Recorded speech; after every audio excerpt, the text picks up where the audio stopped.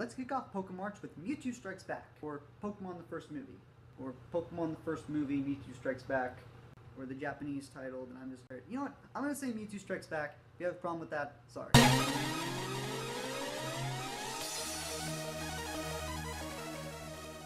Let's get to the plot. So a group of scientists from Team Rocket find a fossil from the ancient Pokemon Mew. And they're like, hey, Giovanni, we can make a more powerful copy of this. And since we're a crime organization, that's a good thing.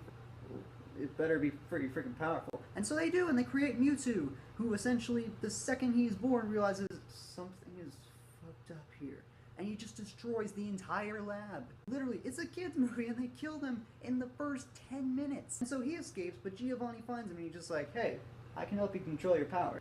Alright, but if you fuck me over, you're gonna be sorry. And so Mewtwo tries to train all his powers, but then he realizes, you're fucking me over. No. Okay, maybe a little. Same thing with the lab, he just destroys the entire thing, but then he goes back to the original island and he's just like, I'm gonna remake this world in my own image, and you're all gonna be sorry. Move on to months later, we encounter our heroes, Ash, Misty, Brock, that whole crew. They receive an invitation from a mysterious benefactor, you think it is, and it says, well, we're having a tournament, and we want you guys to enter because obviously you are strong trainers. This is Ash we're talking about, by the way. And so they go to the island with a whole bunch of other trainers, but it's revealed that Mewtwo just wants to take all their Pokemon and clone them and make more powerful versions of them because the originals aren't as good as the remakes. Is that supposed to be a game hint? I don't know. So the whole plot is essentially them trying to get their Pokemon back and stop Mewtwo and save the day. It would be an understatement to say that this movie wasn't hyped when it first came out. This was at the peak of Pokemania, when essentially Pokemon ruled the world. And I started in Gen 3 with Ruby and Sapphire, so of course I wasn't there during the Red and Blue era and when this movie came to theaters and when everyone went nuts over it. But I have friends who, of course, have the same view. It's not the same unless you saw it in the theaters with like your family and stuff, and I want to get this out of the way. I like this movie. I really do.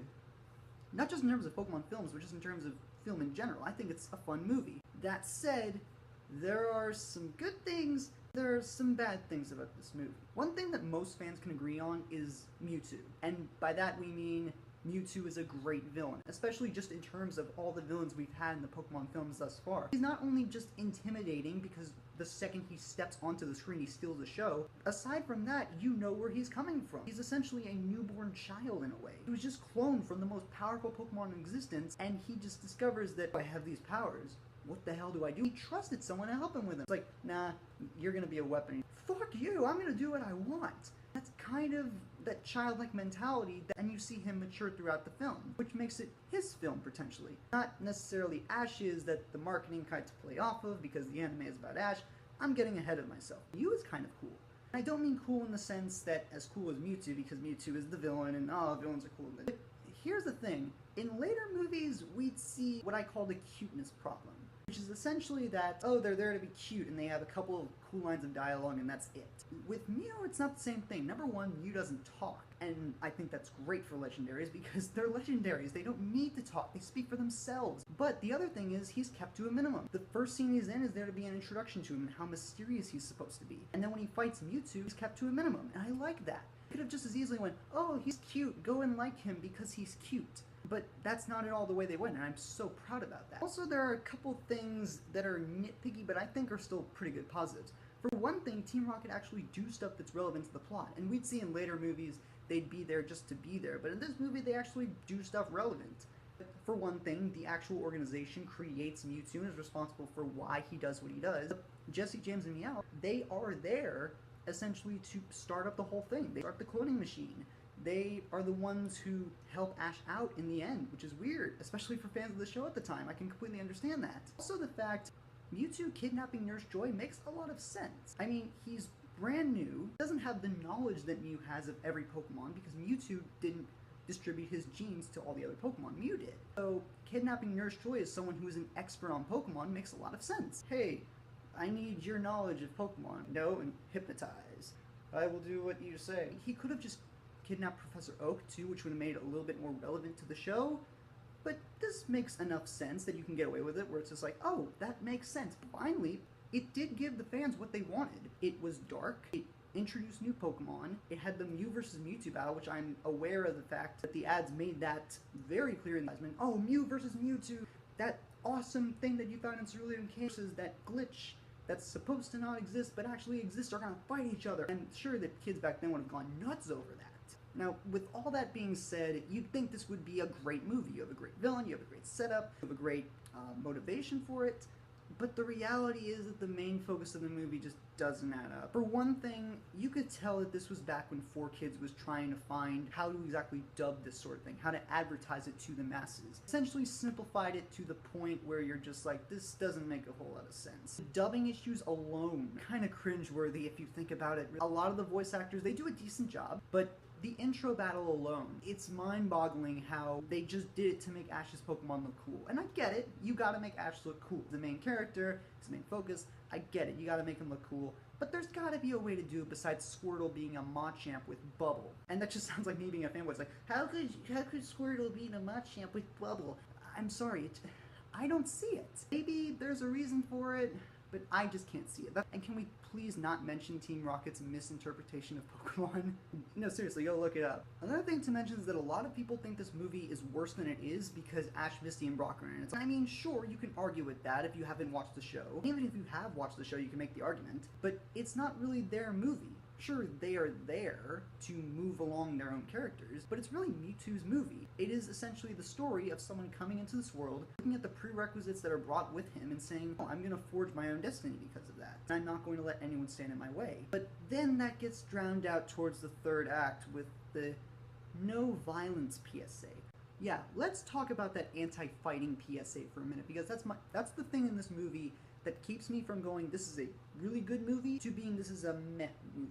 Here's how it essentially is set up. Mewtwo and his super Pokemon are about to battle Mew, Ash, and the regular Pokemon. And Mewtwo is just like, I'm gonna turn off all my Pokemon's special abilities. You turn off yours, so that way we can see who's truly superior, because it's beast on beast and it's manly and all that stuff. They turn off their Pokemon abilities, so they just fight by like scratching and biting each other. This could be a very heart-wrenching scene, especially for the trainers. They're sitting on the sidelines, they have to watch as their Pokemon are essentially battling for their lives. And what do?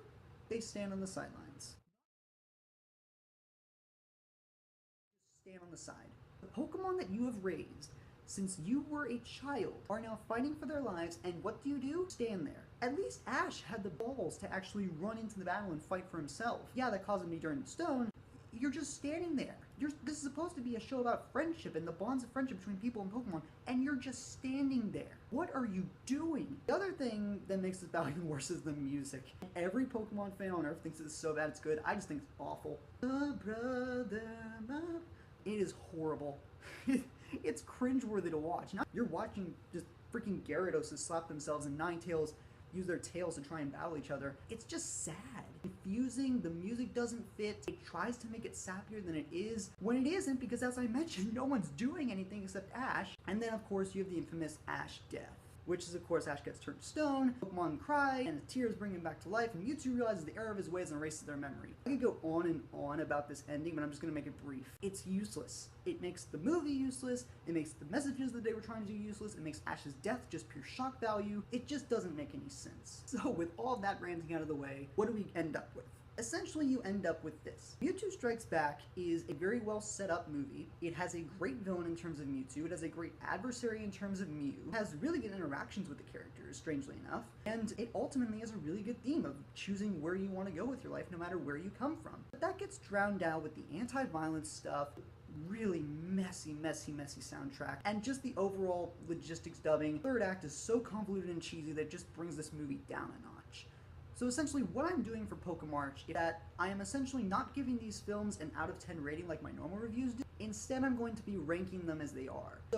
So let's go to the ranking board right here. So obviously, since this is the only film I've reviewed, it's going to number 1. I guarantee you it'll be lower as we get through the month and get more movies in and see which is better, which is worse. But right now, Mewtwo Strikes Back is number 1, the only film on the PokeMarch rankings. So there you have it. Now PokeMarch is in full swing. Thank you guys so much for watching this review. Really appreciate it. Now, if you like this review and you like PokeMarch and the idea of it, and movie months on my channel in general, here's what you can do. You can go to that subscribe button right down here, and you can subscribe to this channel. Also, you can like this video and share it on all the social medias. Let people know that PokeMarch is up and running on this channel, TheMovieKing. Also, You can let me know in the comments section. What do you think of my style? Do you like the way I review things? Something I can change? You can let me know in the comments. Did you like this movie? Do you like Pokemon the first movie? Did you ever like Pokemon as a whole? Is it nostalgic for you? Is it so bad it's good? Let me know that in the comments below. And finally, you can answer this question of the day. What is your most nostalgic movie? It doesn't have to be good or bad per se, but you just have to have a certain nostalgia for it. Let me know that in the comments below. Subscribe, like, all that jazz, and let's continue PokeMarch. We got 30 days, 16 more movies to review, and with that, I am the Movie King. I will see you next time.